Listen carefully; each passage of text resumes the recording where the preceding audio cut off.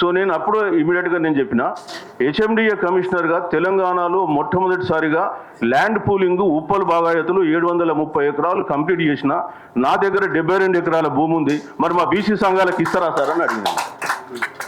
అడగగానే ఆయన ఇమీడియట్గా మీరు పక్కానా అంటే పక్కాని మీరు లెటర్ రావాలంటే ఇస్తామన్నాం. సో లెటర్గా వారికి రూపంలో ఇవ్వడం జరిగింది, ఇంత భూమి అవైలబుల్ ఉందని.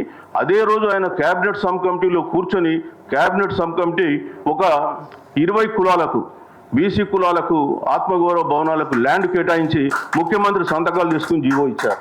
సో అది మనం ఉద్యోగంలో ఉన్నప్పుడు మనకు వచ్చిన అవకాశాన్ని వాడుకోవాలి.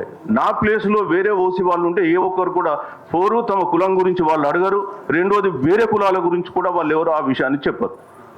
కాబట్టి చెప్తున్నాం ఏంటంటే మనం సర్వీస్లో ఉన్నప్పుడు ఏం చేసినాం అనేది తెలియకుండా చేయాలి, అంతే తప్ప మనం మెడలో మాంసం తింటామని ఎముకలు పెట్టి తగిలేసుకున్నట్టు తగిలేసుకోలేము.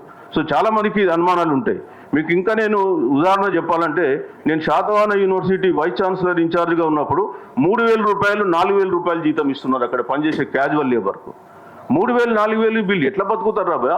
మనం మినిమం వేజెస్ యాక్ట్ ఇంప్లిమెంట్ చేయాలి, మనము చట్టాలు మనమే చేస్తున్నాం, మనం అమలు చేయకుండా వాళ్ళకు 3,000కు 4,000కు పని చేయించుకుంటున్నాం. ఇదెక్కడి దోపిడీ అని నేను వాళ్ళందరినీ ఒక 200 మంది ఉంటే వాళ్ళందరినీ ఒక గ్రూప్గా చేసిన, ఒక సెల్ఫ్ హెల్ప్ గ్రూప్ లాగా తయారు చేసి ఆ సెల్ఫ్ హెల్ప్ గ్రూప్లకు direct minimum wages as per the collector gazette notification ప్రకారం ఎంత రావాలనో అంత వాళ్ళకు ఇవ్వడం జరిగింది. ఈ రోజు కూడా అదే పద్ధతి వాళ్ళు ఫాలో అవుతున్నారు. సేమ్ పద్ధతి హెచ్ఎండిఏలో కూడా 600 మంది ఎంప్లాయీస్కి నేను ఆ గ్రూపులుగా చేసి వాళ్ళకి ఇస్తున్నాం. అంటే దాని ద్వారా వాళ్ళకి 4,000 వచ్చే దగ్గర ఒకేసారి 16,000 రూపాయలు వాళ్ళకి రావడం జరిగింది.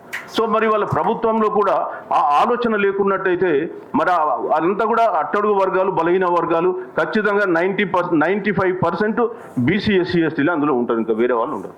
కాబట్టి మేము ఇవన్నీ చేసినాం కానీ చెప్పుకోలేము, ఎందుకంటే మేము బ్యూరోక్రసీ అనేది ఎప్పుడు కూడా సైలెంట్గా పనిచేస్తూ పోవాల్సిందే తప్ప వాళ్ళు మేము ఇది చేసినామని చెప్పేసి ప్రజల్లోకి వచ్చి చెప్పుకునేటువంటి పరిస్థితులు ఉండవు. చెప్పినా అక్కడి ప్రభుత్వాలు దాన్ని అందుకు అంగీకరించవు.